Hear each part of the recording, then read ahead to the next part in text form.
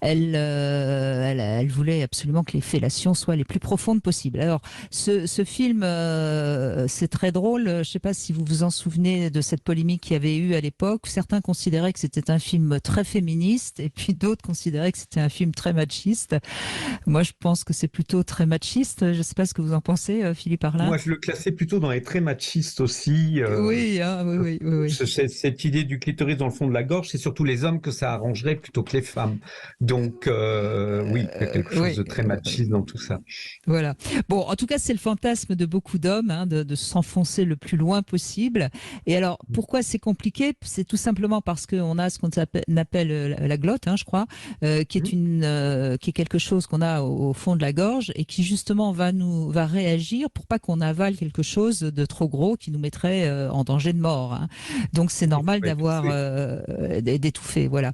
Puisque si on avalait, par exemple, imaginons un gros cylindre, un jouet intime un peu gros, si on l'avalait, on serait totalement au niveau du pharynx complètement étouffé, évidemment. Donc c'est normal d'avoir envie de vomir, c'est ce réflexe, hein, qui est provoqué par la glotte, c'est donc une protection pour ne pas avaler un objet trop lumineux. Une fois qu'on a compris ça, il faut donc s'apprivoiser et il faut voir comment on peut faire et il faut que l'homme soit aussi conscient de ça et ne pas avoir une poussée trop violente qui va évidemment non seulement faire mal et puis donner une sensation désagréable à la femme, mais surtout augmenter sa peur parce que souvent il y a des femmes qui ne veulent plus faire de fellation parce qu'elles ont eu des sensations trop désagréables et donc voilà. Alors il y a 2-3 petites choses quand même qu'on peut conseiller. Déjà, si vous avez cette sensation que ça va trop loin, vous pouvez déglutir un peu comme si vous vouliez avaler de la salive et ça va déjà faire passer ce sentiment désagréable de vomir. Et puis ensuite, vous comprendrez que vous pouvez déjà mieux contrôler ce réflexe. Et puis après, eh bien, il suffit de mettre votre main à la base de la verge et comme ça, vous pouvez bloquer et n'engloutir, si je puis dire, que ce que vous avez la possibilité d'engloutir. Et pour l'homme, si vous serrez de la même manière que vous serrez avec votre bouche, il aura la sensation d'être plus profond. Voilà. Je ne sais pas si vous pouvez ajouter quelques précisions, Philippe Arlin, parce que c'est vrai Non, que c'est...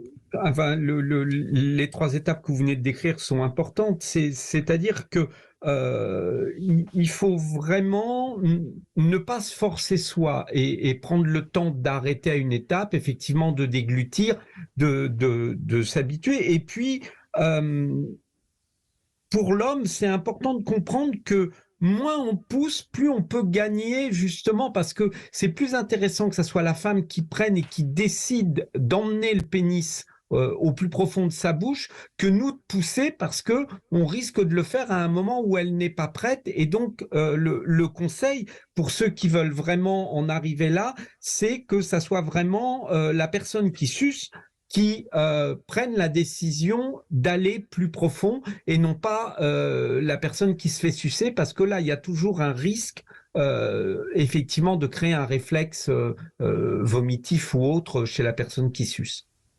Voilà, donc c'était le Love Conseil, gorge profonde, voilà. Bonjour Yannick. Oui, bonjour. Merci Bonjour d'être Yannick. avec nous. Donc, assez pro 69 aussi, Yannick?